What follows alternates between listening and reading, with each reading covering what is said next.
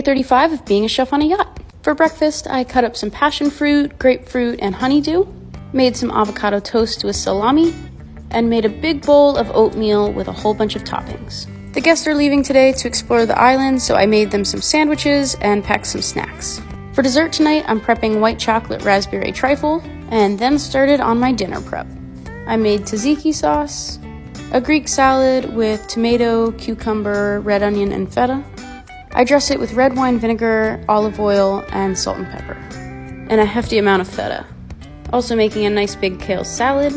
Prep my potatoes for goat cheese mashed potatoes. Have my midday espresso break. I prepped a spinach and smoked Gouda frittata that I'm gonna cook off tomorrow morning. For cocktail hour, I made spanakopita, and then got started on my rack of lamb. Seasoned it up and threw it on the grill. Shaved Parmesan for my kale salad, and then started mashing up the potatoes. With lots of butter, cream, and a whole log of goat cheese. Cut up my lamb, and dinner served. Served dessert, cleaned up the galley, and then I made myself a plate. Bye, little chef.